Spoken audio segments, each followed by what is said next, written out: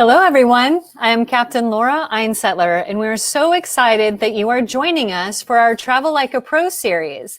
We're hosting these free, incredible interviews with professionals in the industry who will be sharing with you tips, tricks, and travel hacks to make your flying and travel a better experience.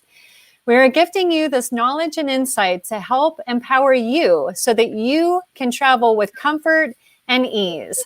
Today, we will be discussing travel tips, resilience, and aviation books and podcasts. Right now, we would love it if you would click that like symbol below and share these interviews with friends, coworkers, and family members. You will always be able to watch and share from my website, captainlaura.com, under the Travel Like a Pro tab. We're giving you these ways to be best prepared, stay healthy while you travel, ease your fears, and travel like a pro. If you have any questions or comments, you can add them here and email us on the website at contactus@captainlaura.com. Let's get our engine started. So right now, just to catch you up, for those of you that don't know me, I'm currently a captain for a major airline and qualified on the Boeing 767, 757, 737, and A320. Prior to that, I was a captain on a Lockheed L-188, which is a civilian P-3, and also a Convair 580. I flew military contract flying and also charters and international cargo. I flew aerobatics and a Kristen Eagle and a Pitts S2B, a decathlon, and was an airshow director for an airshow performer, a flight instructor teaching all levels of flying. I have a Bachelor of Science degree from Embry-Riddle Aeronautical Science in Aeronautical Sciences. That's the Embry-Riddle University, and a minor in dispatch. I was also accepted to the Air Force Academy. As a teen, I worked 3 jobs to pay for my flying lessons. At 15 years old, soloed on my 16th birthday, and got my license as a private pilot at 17, and then on from there. I'm a mother of 2 awesome children, a wife to an aeronautical engineer and military man, author of 2 books. One is Remove Before Flight for all air travelers. It's a guidebook for everyone. And also manuscript Lost and Found, which we're hoping to make into a movie and possibly a series. Also a guest speaker and a media spokesperson. And so today we are honored to have with us Dr. and Captain George Nolly. Hi. Hi, Laura. Welcome. How are you? Great to see you with us. Thank you for having me. Yeah, we're so excited. And I'll share with the viewers some of your history here because, it's amazing. And, first you started flying, right, from your dad. And was it a J3 Cub? Is that right? J3 Cub, yes. Yeah, that's awesome. And then we all get hooked on flying when we have a chance to first fly and take to the skies and just absolutely love it. And so Dr. Nolly was also in Air Force Academy. He went to the Air Force Academy and graduated the top of his class. He learned critical teamwork and how that was so important to operations. He also flew an O-2 and a B-52 as a bomber pilot and the F-4 Phantom as a fighter pilot. In Vietnam, he did 2 tours, 315 total combat missions, and was the last Air Force pilot to achieve 100 missions over North Vietnam. Dr. Nolly received 24 air medals and a 3 distinguished flying crosses. He then became an O-2 instructor pilot, and after that was then hired with United Airlines. A few years later, he was furloughed, like so many of us do in this industry sometimes. And so you can hear what he's done to recreate his life when the ground shifts below us, like so often happens. So this would be on his podcast, number 300, and you can hear everything. So, and we'll discuss that in a little bit. He also flew for United, like I said, for 26 years, flying the 737, the 727, and the 777. 13 years, he worked as an instructor at the training center and also a standards captain who gave check rides to the pilots. He retired, but then had more twists and turns. He got 2 master's degrees and a doctorate in Homeland Security from Embry-Riddle Aeronautical University. He then flew as an instructor with flight safety on the Cessna Citation jets, became a captain on the 777 for Air India, and then flew for Jet Airways.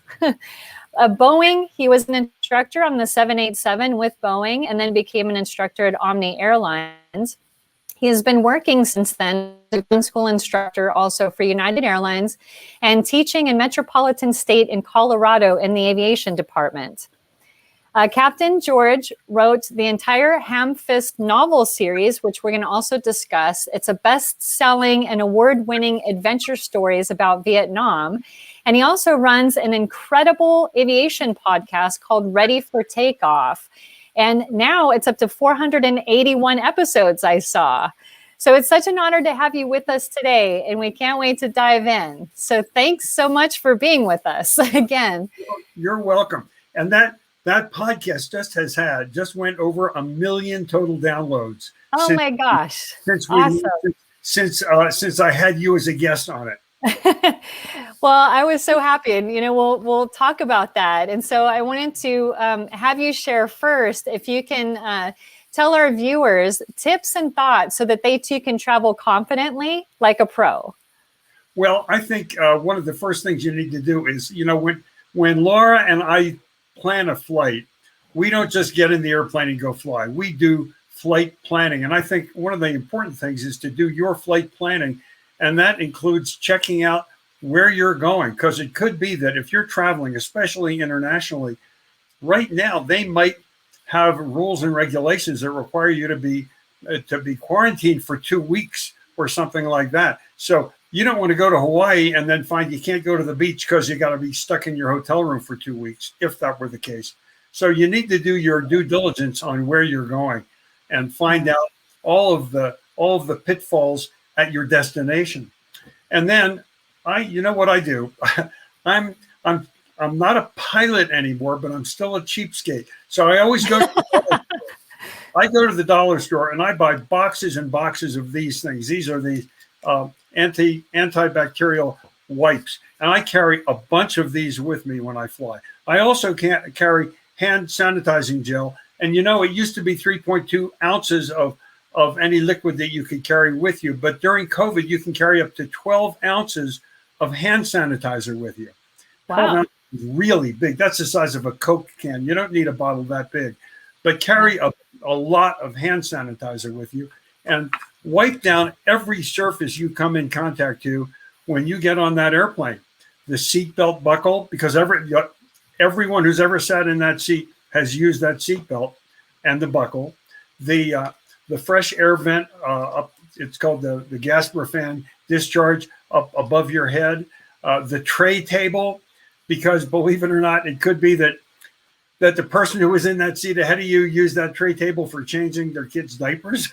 No. So you want to absolutely make everything totally clean, and always carry these with you when you go to the lavatory, because you're touching the handle, you're touching the faucets, you're touching all the touch points that someone else has touched. So I think it's a really good idea to be really very fastidious about that. And my other advice, absolutely pay attention to the safety information briefing. Take the card out of the seat pocket in front of you, wipe it down, and look at it while the flight attendants are giving the briefing, because they're going to be telling you some information that you may or may not know. If you've been traveling if you're used to traveling on one model of the 737, for example, and now you've been flying on a 737-300, and now you're a passenger on a 737-800, the overwing escape hatches are totally different. You don't take it out and stow it on the seat. It is hinged at the top and it goes up. So you need to pay attention to that safety information card. And I'm going to tell you something that happened when I was flying back and forth to India. I had paid tickets to fly commercially from Denver to New York, or whatever exit point I was going to, and then overseas. And I was on a flight, might have been United, I can't remember, but I was on a paid ticket. I was back in coach, and I do like I always do. I took out the safety information card and I followed along during the flight attendant's briefing. And then later in the flight, the flight attendants are passing out meals which people had ordered, because this was during the time period when you had to pay for your meals. And the flight attendant puts down my tray table and hands me a meal. And I said, well, I didn't order a meal. And she says, that's because you were the only person paying attention during my briefing. This is your Oh. So it has residual benefits besides maybe saving your life. And the other thing I will say is, do not dare take off your shoes anytime the airplane is on the ground. If you're planning to land or planning on takeoff, you keep your shoes on. It's gross to take off your shoes anyway. But if you have to evacuate, which is a very, very rare occurrence, but if you have to evacuate, you really want to have your shoes on. Yeah. And, I think right now with everything that's been going on anyways, the airplanes have never been as clean as they are. I mean, they are spotless, top to bottom. Everything is just wiped down with the misters, the bleaches, the everything. So it's when you do double duty like that, it's will completely help you.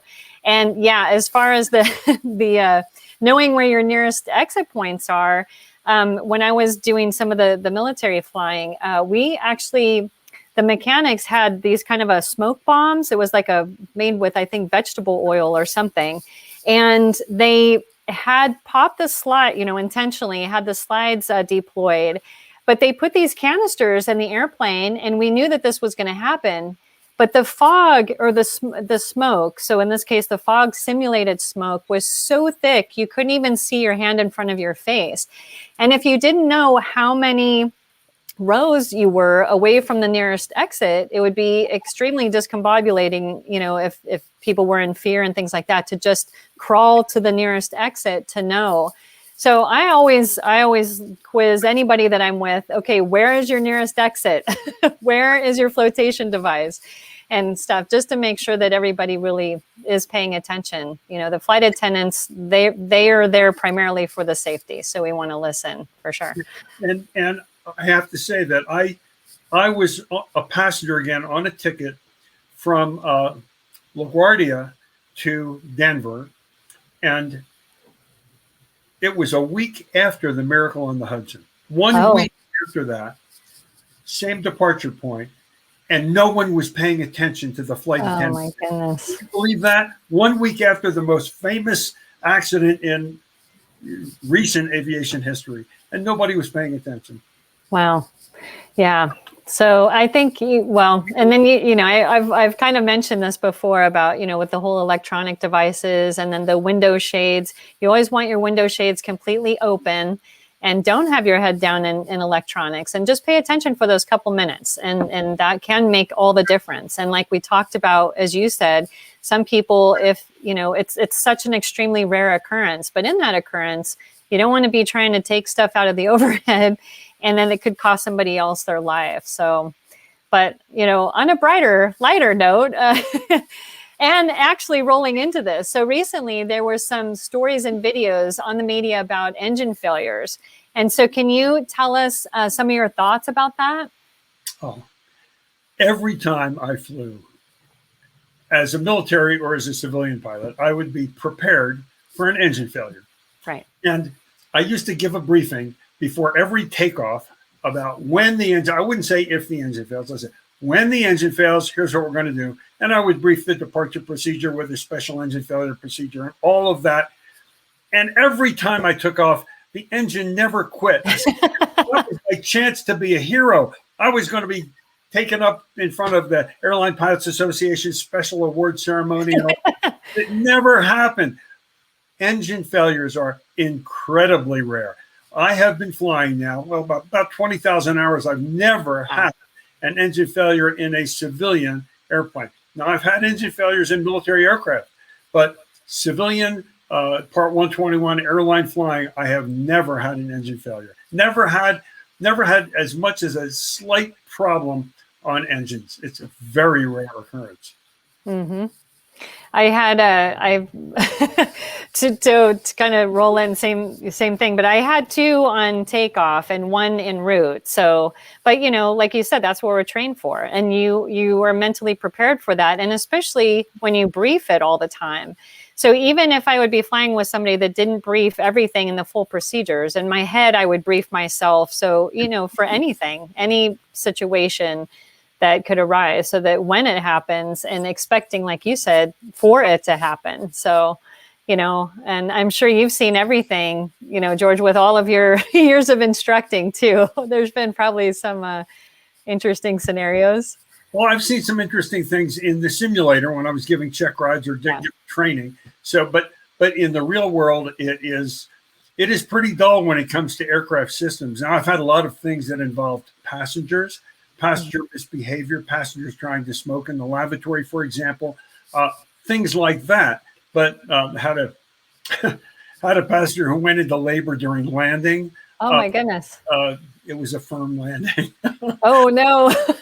It was my co-pilot's landing, and it's my responsibility to prevent that from happening. It was a very firm landing. In fact, the masks all came down in the back. Oh my goodness. Flight attendant came up and said, the masks all came down. And we were having a lighthearted conversation. He said, well, you got to do this. And I'm giving him some post-landing instruction. And then she runs back up. She says, the passenger in seat 23C said she could feel the fetus hit her rib cage during landing, and now she's having contractions. Oh my God. So that's a story. To have medics come to the airplane and take her out ahead of all the other passengers. It went from being very lighthearted to very serious in a very brief period of time. Yeah. And we need to make sure also to tell all the women, please do not fly after 6 months. So for us women pilots that do have children, that's the FAA rule of thumb. But if you have any kind of, any sort of health risk at all, just, not to do that, but just, yeah. And to not make such hard landings. Absolutely. Yeah. And so, I absolutely love your podcast, and I was honored to be amongst your list of distinguished guests that you had on. And so can you tell us a bit about how you got involved in that and what the listeners can hear when they tune into the Ready for Takeoff podcast? It was a little over 5 years ago. And my son, Steve, who's a media professional out in LA, probably less than 2 miles from where you are right now, Laura. Hi, Steve. He said, Dad, you really ought to get a podcast, put a podcast together. And I had no earthly idea what a podcast was. I honestly didn't know what a podcast was. So he said, it's like a radio station that is recorded and then people can play it on their iPhone later. So, okay. So he helped me get everything set up, including this graphic you're showing now. That's beautiful. He did everything for getting me on this very steep learning curve of how to produce a podcast. And then I found people to interview. And I thought, I'll probably interview a person every one a month or something like that. Well, it became one a week. And then it became one interview every Monday launched. And then midweek, I would have an educational short, maybe 10 or 15 minute aviation educational episode. So we're coming up on 500 episodes now. And like I said, over 1 million downloads. And the best part has been engaging with people like yourself, Laura. I have met such incredible people. And I interviewed the former Secretary of the Air Force. I interviewed a Medal of Honor recipient. I interviewed an astronaut. I mean, I've had, and of course, I've interviewed a triple ace. I mean, I've had some really incredible interviews. And I feel like I'm the Larry King of aviation. I get that. And it's so easy for me. I have to do a little research on my guests so that I know what their history is. But then I'll just say, tell us how you got started in aviation. And they do all the talking. I might ask a follow-up question or something, but it's really easy on my part. Well, and so your listeners, so if people tune in, and let me just say this, so everybody can go to captainlaura.com, and on the recent article, I have the links to Captain Nolly's podcasts and also our podcast together on your Ready for Takeoff podcast. And also so my episode is number 58. And him talking about all of his experiences is number 300. So that's on captainlaura.com right now, or you can go to readyfortakeoffpodcast.com. And it's just, I mean, amazing the people that you've interviewed. And it's just such great learning for people that, you know, one, have any sort of love or affinity for aviation, or want to hear about adventures, or are aviation up and comers, or are just getting started. Any of us, you know, those of us that have been in the industry for a long time, it's fantastic. Thank you. One of the things I always do at the end of every interview is I ask my guest, what advice do you have for someone who's just starting out in aviation today? Yes. I've received such incredible advice. I mean, just it could fill a book. In fact, I'm thinking of taking all of their advice and putting it in a book, just because they've got some fantastic ideas. And I also ask what's on your aviation bucket list, so my guests share what they wish they could do. Yes, well, you know, mine is to fly the SR-71, which is not possible.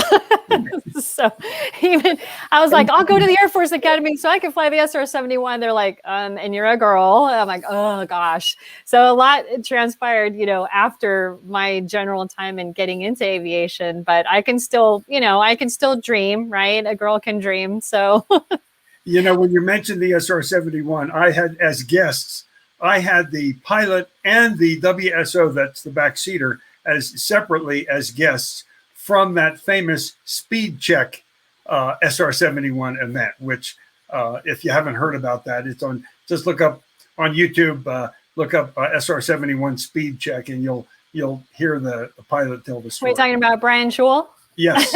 Yes, he was a good friend of mine.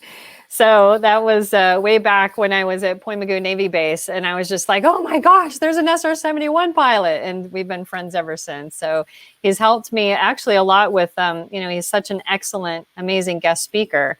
And so I've really appreciated all of his time and efforts and his talent that he has. So I will have to listen to that, because it's he's amazing that way. You know, so Walter Watson was his backseater. Yes. At him also, and just it was great talking to both of them. Well, good. I'll listen to those, because I would be super excited. Then I'll send this or link to Brian too about this. So yeah, any of you that love in podcasts, I love that. That was part of, you know, why we started this video cast, I guess, if you will. I'm not technically sure what this is called, but just being able to see and collaborate. And so also you wrote the Ham Fist novel series. So there's 3 books in the trilogy, and one additional one that you just wrote, which we're super excited about. And they're incredible stories for people who love adventure and would love to read these. So tell us about these amazing books that you wrote. Well, when I came back from my first tour in Vietnam, I had what I recognize now. We didn't even hear the term back then, PTSD. And then I went back for a second tour flying fighters. And I had all these thoughts percolating in my head for over 40 years. Like, I want to write a book. I want to write a memoir. But then I didn't want to use real people's names, because out of courtesy to their families, all of my friends who were killed. So I decided to make it a novel, a historical novel.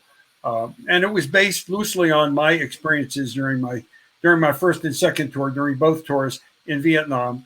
And I made the hero a guy named Hamilton Hancock, and he picks up the nickname Ham Fist. And so for the first book, spoiler alert, he gets shot down at the end of the first book. So the second book is where he gets rescued.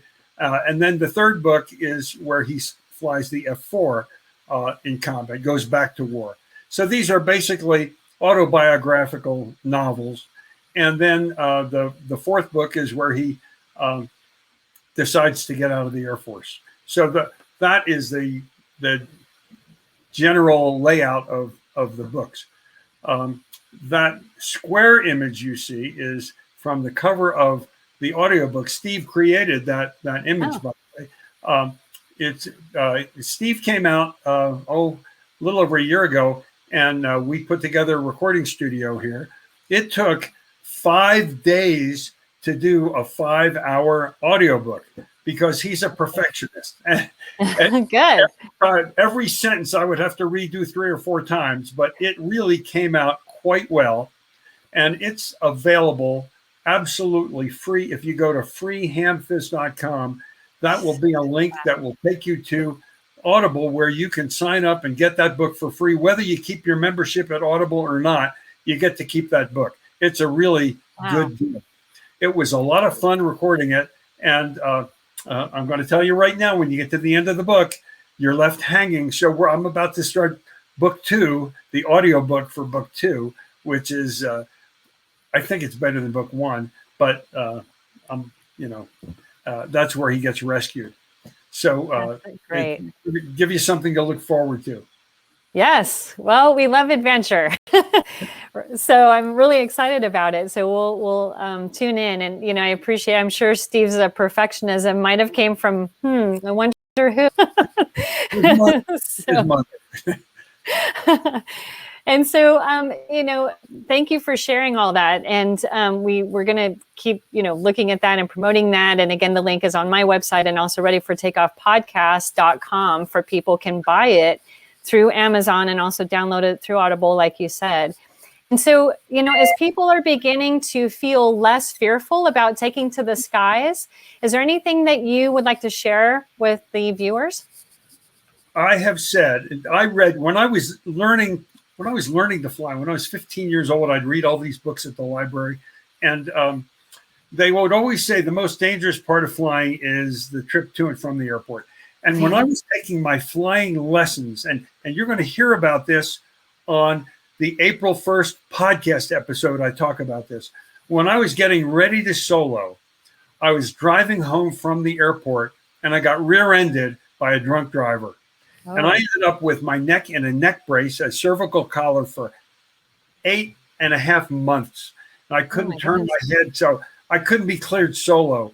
And but that really reinforced to me that absolutely the most dangerous part of flying is the drive to and from the airport. Flying is so incredibly safe. And I know you see pictures of the engine that failed on the 777 recently in Denver. And the reason you see so many pictures and it's in the news is because it's so newsworthy. It is so rare. It's just, you can fly your entire life. You can fly a trip a week easily, your entire life, and never have anything that would even get your heart to beat faster than normal. Yeah. I think I remember hearing something or seeing something, I guess there was statistics that, and I probably shouldn't even use this word, but you would actually die 10 times in a car accident before you would ever even get a scratch on you from any sort of airplane incident. So that's hopefully that makes people feel more comfortable. And, if you are a fearful flyer, we do have, those links and courses also on the website. But that is great. Is there anything else that you would like to share with? I had a very interesting occurrence when I was a captain. I was a standards captain on the 727, and I was flying a trip, and I was welcoming the passengers on board. And this one lady comes up to me. She says, I'm a very fearful flyer.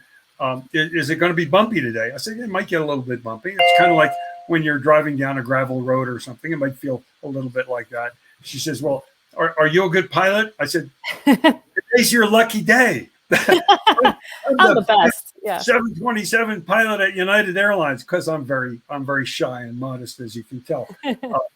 She says, well, okay, I guess I'll stay on the flight then. You wouldn't believe that I'm a lion trainer and I'm just afraid of flying. She was a lion tamer, and she would get in the ring with lions and tigers, and she was afraid to get on an airplane.